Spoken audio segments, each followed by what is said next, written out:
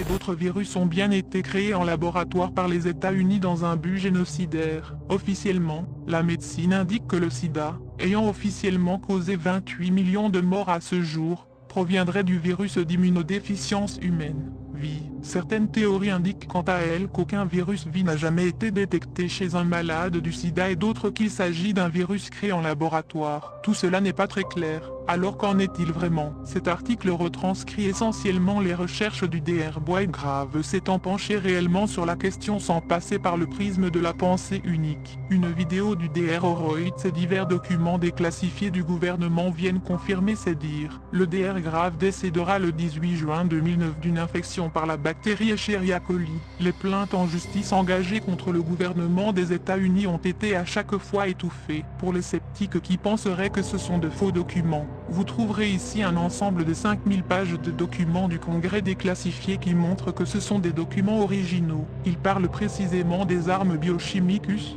L'aspartame y serait d'ailleurs mentionné mais difficile de vérifier parmi les 5000 pages. L'histoire du développement du sida. Le Dr. Boyd Grave 28 septembre 2002. Extrait du livre Stat Origin. The Evidence of the Laboratory Birth of AIDS. La véritable histoire de l'origine du sida peut être retracée tout au long du XXe siècle en commençant par 1878.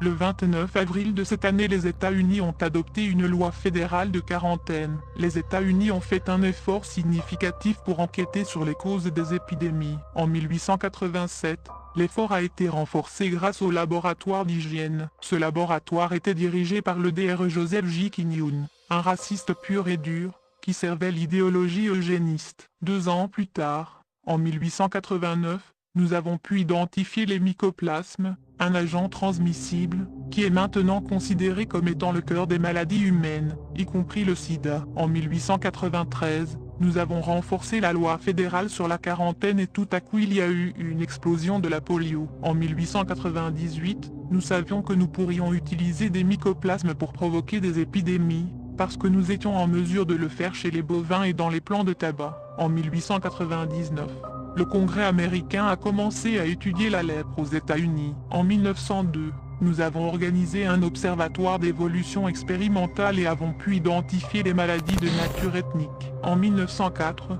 nous avons utilisé des mycoplasmes pour provoquer une épidémie chez les chevaux. En 1910, nous avons utilisé des mycoplasmes pour provoquer une épidémie chez les volailles. En 1917, nous avons formé la Fédération de la Société américaine pour la biologie expérimentale FASEB. En 1918, le virus de la grippe tue des millions de gens sans crier gare. C'était un virus de la grippe modifié avec un mycoplasme aviaire pour laquelle les primates humains n'avaient aucune immunité acquise. En 1921, le théoricien de l'eugénisme Bertrand Russell soutient publiquement la nécessité d'organiser des fléaux contre la population noire. En 1931, des tests sont faits secrètement sur les Afro-Américains et nous expérimentons le sida sur les moutons. En 1935, nous apprenons que l'on pourrait cristalliser le mycoplasme du tabac et qu'il resterait infectieux. En 1943, nous commençons notre programme de guerre biologique. Peu de temps après, nous étudions les mycoplasmes chez les humains en Nouvelle-Guinée. En 1945, nous assistons au plus grand afflux de scientifiques étrangers de l'histoire dédié au programme biologique américain. L'opération Paperclip restera dans les annales comme étant l'un des programmes les plus sombres d'un gouvernement parallèle véreux faisant une fixation sur le génocide. En 1946, la marine américaine engage le Dr. Earl Traub, un biologiste raciste notoire. En mai, une séance de la Commission des finances confirme l'existence d'une arme biologique secrète. En 1948, nous savons que les États-Unis ont confirmé l'approbation de l'élaboration d'un projet dans lequel la question de la surpopulation de certains groupes raciaux est évoquée. Un mémo de George Kennan du département d'État permet de mettre en exergue le mensonge eugéniste nécessaire au génocide de millions d'innocents. En 1949, le Dr. Bjorn Sigurdsson isole le virus Visna. Visna a été créé par l'homme et partage une partie de l'ADN du vie. Voir Proceeding of the United States, Na, volume 92, page 3283, 7, 11 avril 1995. En 1951, nous savons maintenant que notre gouvernement a mené sa première attaque de virus sur les Afro-Américains en Pennsylvanie. En Pennsylvanie, des cajots sont infectés afin de découvrir combien de manutentionnaires noirs en Virginie seraient atteints d'un virus placebo. Ils ont également infecté expérimentalement les moutons et les chèvres. Selon l'auteur Eva Sneed, la première conférence mondiale sur un virus semblable au sida a lieu. En 1954, le Dr Bjorn Sigurdsson publie son premier article sur le virus Visna et s'impose comme le grand-père du virus du sida. Il va rencontrer la concurrence du Dr Carlton Gage-Duzek. En 1955, ils réussissent à créer artificiellement le virus de la mosaïque du tabac. Les mycoplasmes seront toujours au cœur du programme de guerre biologicus. En 1957, le futur président américain, Gerald Ford, ND-LR, un franc-maçon du 33e degré, autant dire un sataniste pur et dur contrairement au TFM de premier degré, et quelques autres donnent au Pentagone la permission de déployer des agents biologiques pathogènes. Il n'y a pas de cas signalés de sida avant 1957, date de la création du spécial Opération X la SOX, programme qui a servi de prototype pour le programme du virus spécial qui commencera en 1962. En 1960, Nikita Khrouchtchev était au courant de l'arme biologique. Sa déclaration de 1960 restera longtemps le reflet de l'arrogance de la collusion secrète entre le communisme et la démocratie. Les deux pays s'accordent en novembre 1972 pour la réduction de la population noire. En 1961, le scientifique Aldor Tomar publie que les virus provoquent le cancer. En 1995, lui, Carlton et Gage-Duzek informent la National Academy of Sciences que l'étude sur le Visna sur les moutons serait le meilleur essai pour d'éventuels médicaments contre le HIV. En 1962, sous couvert de recherche sur le cancer, les États-Unis tracent le chemin pour commettre des meurtres prémédités. Le programme spécial virus commence le 12 février. Dr. Lena Flick met en place un laboratoire de mycoplasme à l'université de Stanford. On pense que le programme spécial virus a commencé en novembre 1961 avec un contrat de Pfizer. À compter de 1963 et les années suivantes, le programme spécial virus menait des comptes rendus annuels au Hirsch Medical Santé, Hirsch. En Pennsylvanie, les réunions annuelles sont emblématiques de la nature agressive de la recherche des EU sur le développement du sida. En 1964, le Congrès des États-Unis a donné son plein appui à la recherche sur le virus de leucémie-lymphome, sida. En 1967, l'Académie nationale des sciences a lancé un assaut à grande échelle sur l'Afrique. La CIA, Division Technical Service, accepte son programme secret d'inoculation. En 1969, 18 juillet, Ford Dietrich informe des scientifiques dans le monde et le Pentagone demande davantage d'argent. Ils savent qu'ils peuvent fabriquer le sida. La note de service secrète sur le surpeuplement de Nixon au Congrès marque le début de la chaîne de l'Holocauste du sida. En 1970, le président Nixon signe P.E. 91-213 et John D. Rockefeller, ND-LR, Illuminati, devient tsar de la population. Le mémo de Nixon relatif à la sécurité nationale ne laisse aucun doute quant à la nature génocidaire du dépeuplement. En 1971, sortie du compte rendu N-8, l'organigramme P.61 reste à tout jamais l'acte de naissance du sida en laboratoire. Le rapport d'avancée N-8 est délivré. Au fil du temps, le programme spécial virus produira 15 rapports et plus de 20 000 notes scientifiques. L'organigramme constitue le lien entre tous les documents scientifiques, l'expérimentation et les contrats des États-Unis. Il restera manquant jusqu'à 1999. Les scientifiques du monde entier sont stupéfaits. L'organigramme prendra tout son sens au cours du XXIe siècle. Il apparaît aussi que les expériences poursuivies dans la phase IVA de l'organigramme offrent la meilleure piste vers une thérapie plus efficace pour les porteurs du VIH/SIDA. Les 60 premières pages du compte rendu N-8 du programme spécial virus dévoilent de façon probante le but de l'opération. En juin 1977, le programme spécial virus avait produit 66 000 litres de sida. Le virus du sida était ajouté au vaccin envoyé en Afrique et à Manhattan. Cependant, grâce à la franchise d'auteurs tels que le Dr. Robert Hull, nous apprenons que le laboratoire de mycoplasme de Stanford publie un des premiers rapports incluant le terme sida dans son titre. Infection virale chez l'homme associée au syndrome d'immunodéficience acquise. Le scientifique initial, le Dr. Thomas Merigan, était conseiller dans le programme spécial virus. Le compte-rendu N-8 page 100-406 prouve que le Dr Robert Gallo travaillait secrètement sur le développement du virus avec le plein appui du secteur du gouvernement américain qui cherchait à tuer ses concitoyens. Dr Gallo ne peut pas expliquer pourquoi il a exclu son rôle de chef de projet pour le programme spécial virus dans sa bibliographie. Les premiers travaux et découvertes du Dr Gallo peuvent être mis en relation avec l'organigramme de 1971. Nous savons maintenant comment chaque expérience s'y imbrique. La logique de recherche est une preuve irréfutable de l'existence d'un Manhattan Project visant à élaborer un cancer contagieux qui tue sélectivement. Le document de 1971 du Dr Gallo est d'ailleurs identique à son annonce faite en 1984 sur le sida. Le compte-rendu N-8 page 273-286 prouve que nous avons inoculé le sida à des singes. Depuis 1962, les États-Unis et le Dr Robert Gallo ont infecté des singes et les ont relâchés dans la nature. Ainsi, même des scientifiques du gouvernement sont stupéfaits de constater l'apparition soudaine du HIV-1 et HIV-2 chez deux espèces de singes d'origine différente. Au cours des 100 dernières années, une étude japonaise de 1999 révélera finalement l'origine anthropique du virus du sida chez les singes. Les résumés des expériences faites sur les singes prouvent définitivement que le virus d'immunodéficience simienne est également fabriqué par l'homme. En 1972,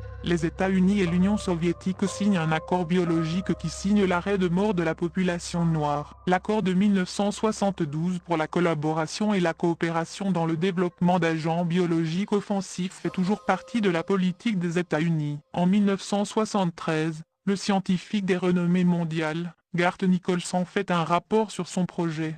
Rôle de la surface cellulaire pour échapper à la surveillance immunitaire. Role of the cell surface in escape from immunological surveillance. Son rapport est accompagné de 7 articles publiés. Le Dr. Nicholson a travaillé en collaboration avec le programme spécial virus de 1972 à 1978. Il est considéré par certains comme étant le collaborateur de la côte ouest du Dr Gallo. Il est fortement suspecté qu'en raison du Dr. Nicholson, le Dr Robert Gallo et le Dr Luc Montané se seraient secrètement rencontrés en Californie du Sud pour se mettre d'accord sur ce qu'ils pourraient dire et ne pas dire sur le programme de développement du spécial virus. En 1974, Henry Kissinger, ND et LR, franc-maçon de 33e degré également, produit son NSSM 200. Plan américain de lutte contre la surpopulation. Il est le seul sujet de discussion lors de la conférence mondiale de la population à Bucarest, en Roumanie. Les hommes de l'ombre avaient gagné. Tout le monde était d'accord pour secrètement abattre la population africaine. Aujourd'hui, c'est l'Afrique et d'autres qu'ils considèrent indésirables. Demain, cela pourrait être vous. En 1975, le président Gerald Ford signe le mémorandum de défense de la sécurité nationale N-314. Les États-Unis implémentent le NSSM 200 de Kissinger. En 1976, les États-Unis produisent le compte-rendu N-13 du programme spécial virus. Le rapport prouve l'existence d'accords internationaux des États-Unis avec les Russes, Allemands, Britanniques, Français, Canadiens et Japonais. Le complot visant à tuer des Noirs a un large soutien international. En mars, la production du virus du sida commence. En juin 1977, le programme avait produit 66 000 litres de sida. Le président Jimmy Carter autorise la poursuite du plan secret pour abattre la population noire. En 1977, le Dr Robert Gallo et les scientifiques soviétiques se réunissent pour discuter de la prolifération des 66 000 litres de sida. Ils intègrent le sida dans le vaccin de la variole pour l'Afrique et le vaccin expérimental de l'hépatite B pour Manhattan. D'après les auteurs June Goodfield et Alan Cantwell, le lot N-751 a été administré à New York à des milliers de personnes innocentes. Ce gouvernement ne sera jamais en mesure de réparer le mal fait aux personnes pour le viol social, l'humiliation et les préjudices faits aux personnes qui font face au sida quotidiennement. Les hommes de l'ombre avaient calculé avec précision que vous ne vous soucieriez pas de la mort de noirs et d'homosexuels. En fait, vous ne vous souciez pas que près d'un demi-million de vétérans de la guerre du Golfe soient infectés par quelque chose de contagieux. Bientôt, il n'y aura plus de population noire ni de militaires handicapés. Les blancs âgés commenceront alors soudainement à mourir et vous n'aurez toujours rien compris. Cela vous permettra peut-être de mieux comprendre la situation. Cette vidéo réalisée par le Dr Leonard Roy confirme les recherches du Dr Grave. Le Dr Gallo y est pris en flagrant délit de mensonge en fin de vidéo. Soudain, tout comme le président Nixon l'avait prédit, le nombre de morts explosait. Le 4 novembre 1999, la Maison-Blanche annonçait, dans un délai de 5 ans, tous les nouveaux infectés par le virus aux États-Unis seront afro-américains. Il faudra tôt ou tard que nos experts soient autorisés à prendre en compte l'histoire de ce programme de virus. Il serait invraisemblable, sans cela, de tenter d'élucider l'étiologie du sida. Davantage de détails sur l'histoire du programme de virus secret peut être trouvé dans les archives du Dr. John B. Moloney. L'examen des fichiers du Dr. Moloney permettra encore d'identifier d'autres dates et archives qui correspondent à l'une des plus grandes proliférations de maladies dans l'histoire de la race humaine. Nous avons trouvé le chaînon manquant, le fondement de la logique de recherche d'un programme fédéral destiné à tuer. Nous pouvons identifier quelques-unes des personnes qui ont travaillé dans l'ombre comme les Dr Robert Gallo et Garth Nicholson. Connaissant les mécanismes d'attaque par lesquels nous pouvons stopper le sida, il est désormais temps que plus personne ne puisse être touché par cette chimère de mycoplasme synthétique. Aidez ceux d'entre nous qui sont encore là pour réaliser une vie épanouie et contributive. Nous sommes tous un même peuple. Le 28 septembre 1998, j'ai déposé une plainte contre les États-Unis pour la création, production et prolifération du sida. Le 7 novembre 2000, la Cour d'appel s'aligna sur la décision du tribunal de première instance jugeant que l'allégation de fabrication du sida était sans fondement. Le monde attend toujours que la Cour se prononce sur les éléments de ce dossier. Le tribunal ne peut pas continuer à simplement écarter nos experts et l'organigramme du gouvernement. On m'a demandé de donner mon point de vue en ce qui concerne le programme fédéral MK Naomi. Le sigle MK Naomi est le nom de code prévu pour désigner le développement du sida. La partie MK sont les initiales des deux co-auteurs du virus du sida, Robert Manaker et Paul Cotin. La partie Naomi signifie les Noirs ne sont que des individus temporaires. Negro et only momentary individual. Le gouvernement américain continue à orchestrer le silence des très hauts échelons du Congrès et des militaires. À l'heure actuelle,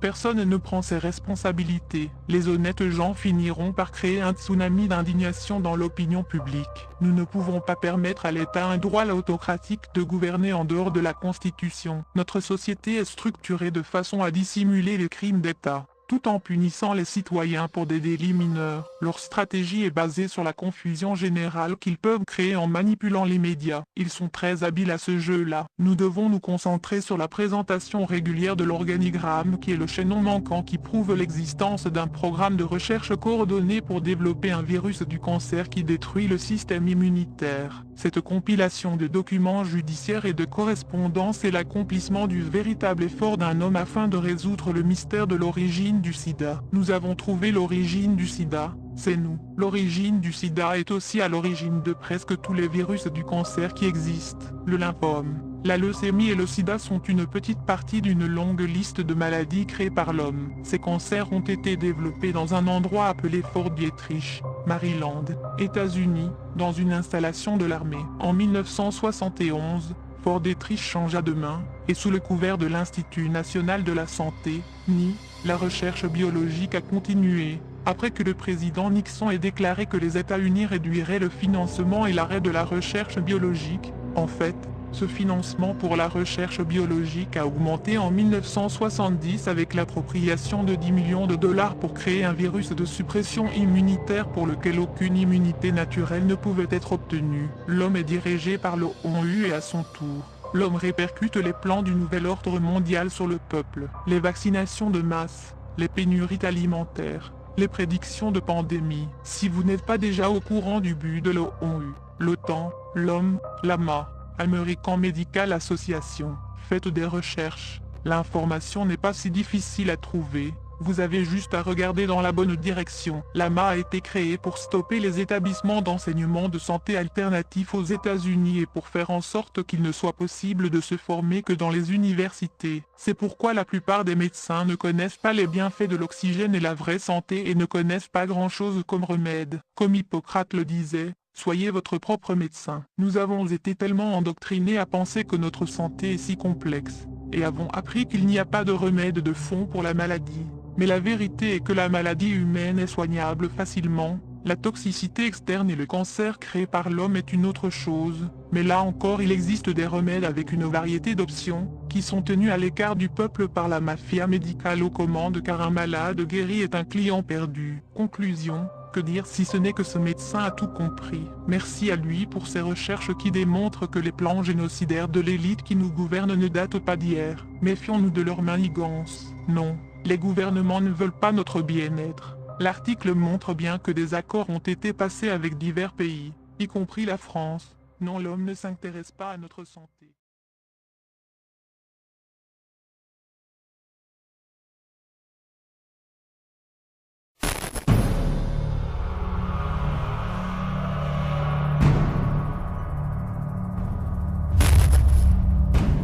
Spécial virus programme. Le sida a bien été développé en laboratoire par les États-Unis. Avant toute chose, pour ceux qui n'auraient pas lu la première partie, je vous invite à la consulter car les recherches du Dr Boy de Grave sont les plus pointues dans le domaine. Je pense par ailleurs avoir trouvé des documents très compromettants qui confirment que le projet spécial virus alias sida est bien une réalité. Commençons par ce document provenant directement d'une audition devant le sous-comité du comité de crédit de la Chambre des représentants du Congrès américain. Ce document évoquant les crédits accordés au département de la Défense datant de 1970. Il y a deux choses que j'aimerais mentionner dans le domaine de l'agent biologique. La première est la possibilité d'une surprise technologique. La biologie moléculaire est un domaine qui progresse très rapidement, et d'éminents biologistes croient qu'en l'espace de 5 à 10 ans il serait possible de produire un agent biologique synthétique, un agent qui n'existe pas naturellement et pour lequel nous n'avons pas d'immunité naturelle acquise. Pourriez-vous fournir pour nos archives les informations sur ce qui serait requis? Quels seraient les avantages d'un tel programme? Les délais et les coûts dont on parle, les progrès drastiques qui sont en cours dans le domaine de la biologie moléculaire nous a amené à investiguer la pertinence de ce domaine de la science appliquée à la guerre biologique. Un petit groupe d'experts s'est intéressé au sujet et a fourni les observations suivantes. 1. Tous les agents biologiques à ce jour représentent des maladies d'origine naturelle, et sont donc connus des scientifiques à travers le monde. Ils sont facilement disponibles pour les recherches des scientifiques qualifiés, que cela soit dans un but offensif ou défensif. 2. Dans les 5 à 10 ans à venir, cela sera probablement possible de créer un nouveau micro-organisme infectieux qui déférerait d'après certains aspects importants de n'importe quel autre organisme causant des maladies. Le plus important est que cela pourrait être réfractaire aux procédés immunologiques et thérapeutiques dont nous dépendons pour maintenir notre santé relativement libre de maladies infectieuses. 3. Un programme de recherche pour explorer la faisabilité de cela pourrait être complété en approximativement 5 ans pour un coût total de 10 millions de dollars. 4. Cela serait très difficile d'établir un tel programme. La biologie moléculaire est une science relativement nouvelle. Il n'y a pas beaucoup de scientifiques hautement compétents dans le domaine. La plupart d'entre eux travaillent dans des laboratoires d'université. Ils sont généralement convenablement subventionnés par des sources autres que le département de la Défense. Cependant, nous avons considéré possible d'initier un programme adéquat à travers l'Académie nationale des sciences et Conseil national de recherche, NANERC. Le sujet a été évoqué avec le NANERC, et des plans ont été tentés pour commencer le programme. Cependant, des fonds décroissants, les nombreuses critiques concernant le programme, et notre réticence à impliquer le NANERC dans un projet si controversé nous a mené à reporter le projet de 2 ans. Il s'agit d'une question hautement controversée, et de nombreuses personnes pensent qu'une telle recherche ne devrait pas être entreprise de peur qu'elle conduise à une autre méthode de mise à mort massive de populations importantes. D'un autre côté, sans la connaissance scientifique qu'une telle arme est possible, et une compréhension de la façon dont cela peut être fait, nous ne pourrons pas faire grand-chose pour concevoir des mesures défensives. Si un ennemi développe ce programme, nous pouvons être sûrs que nous souffrirons alors d'un réel problème d'infériorité technologique militaire pour lequel il n'y aura pas de programme de recherche adéquat. Pour les anglophones, je vous conseille également l'enquête du Dr Horowitz sur le bioterrorisme d'État. Ces recherches sont très bien documentées et il revient sur l'origine humaine de nombreux virus. On y apprend que dans les années 70, en pleine guerre froide, les États-Unis et l'Union soviétique ont échangé leurs connaissances en termes d'armes biologiques. Qu'en 1989, les États-Unis ont fourni entre autres de l'anthrax à Saddam Hussein, via l'American Type Culture Collection, que que des expériences de transmission de maladies telles que différents types de grippe ou la pneumonie à mycoplasme sur des prisonniers du Texas ont été réalisées par l'école de médecine de l'université de Baylor dans les années 70. Il revient également sur le false flag à l'anthrax de 2001, les liens avec les laboratoires pharmaceutiques, les magouilles gouvernementales cachées au public. C'est un documentaire exceptionnel qui mériterait d'être traduit en français. On peut le trouver sous-titré en espagnol également. Concernant plus précisément le virus du sida, il se trouve que le Dr Robert Gallo, ayant découvert le virus, se trouve être le principal concepteur du virus. Comme quoi l'histoire de ce virus est une totale imposture. Enfin, j'ai découvert ce document du département de la santé publique qui évoque expressément les recherches du programme spécial virus. On y apprend entre autres qu'ils ont travaillé sans relâche à la création de ce programme entre 1965 et 1978. Le budget est d'ailleurs passé de 16 millions en 1965 à près de 60 millions en 1978. Au total, près de 547 millions dépensés. Pourtant, en 1969, Nixon avait soi-disant décidé d'arrêter le programme de guerre bactériologique offensif. En 1972, les Américains signent la Convention sur les armes biologiques et en 1975 le protocole de Genève. Vaste supercherie en somme. Dans ce document, le nom du Dr Robert Gallo y est nommé, ce qui confirme son implication dans ces recherches. Celui du professeur Montagnier également dans le cadre d'un programme d'échange de connaissances avec la France. On doit probablement pouvoir trouver quelques perles là-dedans, mais 417 pages de jargon virologique en anglais, ce n'est pas évident à déchiffrer.